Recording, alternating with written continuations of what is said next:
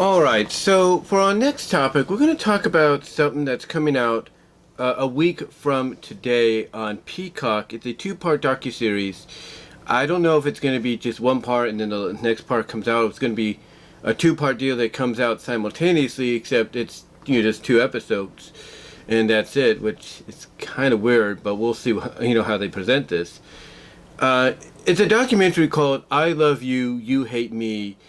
And it's a documentary on the hatred for Barney the Dinosaur. And let me tell you this right now. When Barney came out, I was already in high school, or just going into high school, if you will. Actually, when did Barney come out? Just curious. Let me just look this up right now. Barney came out in 1992, April 6, 1992 on PBS. And basically, I was about, how old was I?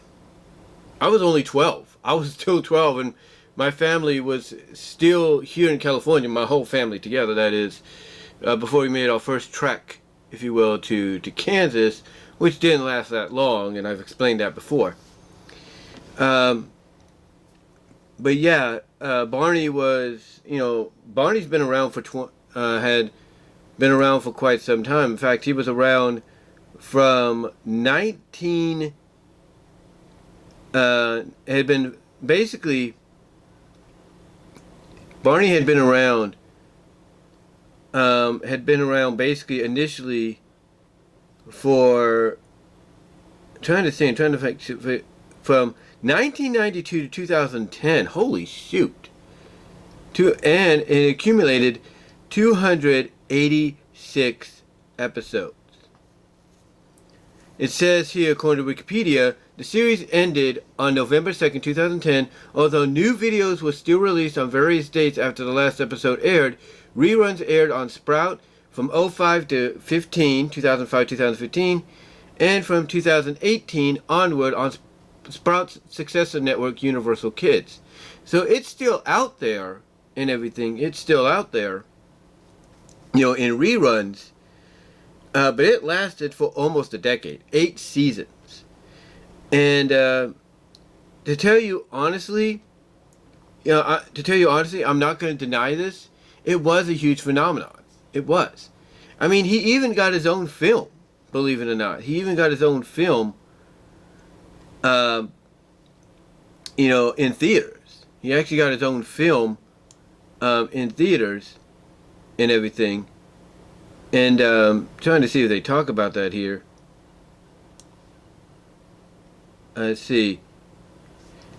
It doesn't show it, but it does say that there was a Barney's Hide and Seek Genesis game, A Day in the Park with Barney, a show and playground at Universal Studios Florida. So yeah, it was a huge hit. It was a huge hit. It even won in 2001.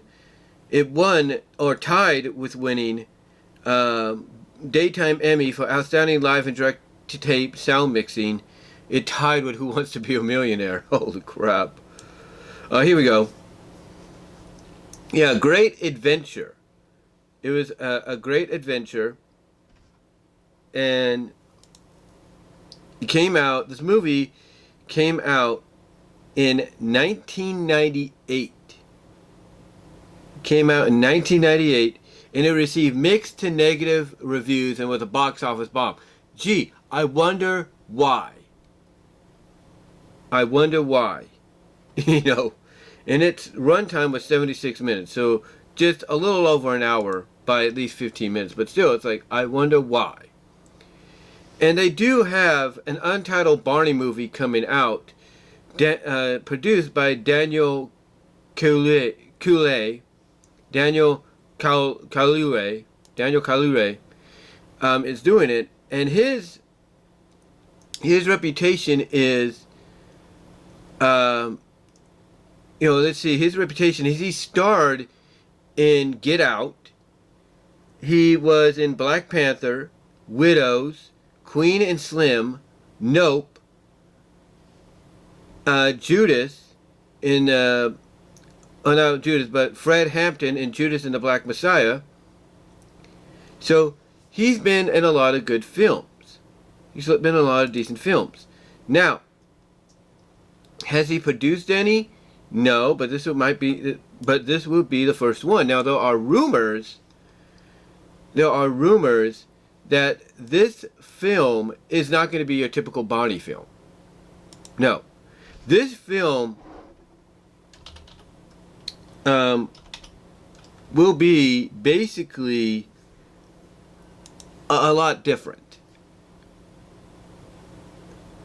It says here, these are some of the articles that have came out in the past several months. The movie is still happening, and it's an early development. It's an early development. And there's been rumors that it's going to be a heartbreaking Barney movie. Well, according to comingsoon.net, it's going to be heartbreaking. It says here, Daniel Kaluuya is currently producing a heartbreaking film based on the iconic children's television series Barney the Dinosaur, and the actor recently gave an update on the film's status. He says in an interview with the Hollywood Reporter, he spoke briefly about the film, which is being worked on at his production company, 59%. According to Daniel, the film is still very early in development, but has not been abandoned since initially teased 2 years ago. He says, unlike the television series which sees Barney teaching children in love and compassion, this film is said to be more heartbreaking. And he basically describes it as Barney taught us I love you, love. Okay, continuing on in the interview, and this time with Entertainment Weekly, he said, Barney taught us I love you, and you love me. Won't you love me too? That's one of the first songs I remember. And what happens when that isn't true? I thought that was really heartbreaking. He says, I have no idea why, but it feels like that makes sense. It feels like there's something unexpected that could be poignant but optimistic, especially at the time now. I think that's really, really needed. So yeah, he's making a movie based around this, and I don't know what it's supposed to be. It's supposed to be heartbreaking, more grim, gritty. Some have even speculated it could be horror. Who knows? Kind of like what people are doing Winnie the Pooh and Blood and Honey. I don't think it's that, but you never know. But it's supposed to be something, in that veins. Now what's interesting about the documentary, though, going back to that, is they do talk to everybody involved with it. And, they talk to the guy that voiced Barney, the guy that acted in the Barney suit, Cheryl Leach, everybody that was involved. And they talk about things that caused the hatred to be what it was. From the point that, people would go and shoot someone over the love for Barney, or they would burn Barney stuffed animals, or they would hang Barney stuffed animals, or they would, want to threaten the guy that voices Barney's, his life, him and his family's life, and stuff like that, all because they didn't like what they were watching. All because they didn't like what they were watching. And I can attest to the fact that, growing up in the 90s, going to Bret Hart Junior High in Hayward, and then going to high school in Oskaloosa, Kansas, yeah, not a lot of people were a fan of Barney. They were not. I mean, I can understand, because in Oskaloosa, Kansas, our schools were interconnected. Here was the high school, middle school was, in the middle, and then the grade school, elementary school, with the kindergarten as well, was off to the right, if you will. And I could tell you honestly that there were kids, because they had siblings in high school and middle school, there were kids that loved Barney. They wore Barney shirts, they would bring Barney stuffed animals. They loved Barney. And you could tell that maybe they were too young to kind of understand why maybe the siblings or the siblings' friends didn't like Barney or something. And it wasn't just at my school, but it was at a lot of places, obviously. And I think the reason was because Barney came out at a time where, the world was changing. The world was changing. It's like, okay, a lot of shows like, let's say, Sesame Street and Barney and, Caillou, whatever, how you pronounce it, were doing their job, and they were doing their job correctly for a time, targeting towards young kids and everything and teaching them lessons. But, you know, when some of the air times that the show would come on, like let's say the show came on at 3 or the show came on at 4 or whatever, the older kids would be coming home if they didn't have, extracurricular activities like, football practice, volleyball practice,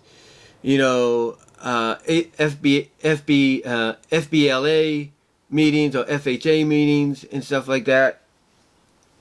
You know, they would come home to, relax a little bit before doing their homework. And the last thing they wanted to do is come home and hear or see a big purple dinosaur on the television set. Especially when they were off on vacation during the summer and Christmas. They didn't want to see that. So obviously that fueled their disdain for this character. And of course you had other people out there that, really weren't fans of PBS and their teaching of kids with things like Sesame Street and Caillou and, Arthur and Barney and all that. Arthur, though, was more of an exception at times because it was aimed at an older kid audience, I should say. But they particularly didn't like the other ones because they're like, why should we let this teach our kids when we could do it ourselves? And I think it's also the fact that one of the things that really just pissed a lot of people off, parents, siblings, the friends, whatever, is Barney always sang the I love you, you love me song constantly. And it basically became something that just grew with the young audience. And it became annoying. Anytime the siblings would sing it, it would grow annoying. Anytime, well, not the siblings, the young siblings, the kindergartners and all that would sing it, it would get annoying. Anytime they probably hear it on the radio, it would get annoying. They just did not want to hear it anymore. They got sick and tired of it. And then, of course, like you say, like I mentioned earlier, you had the Great Adventure movie.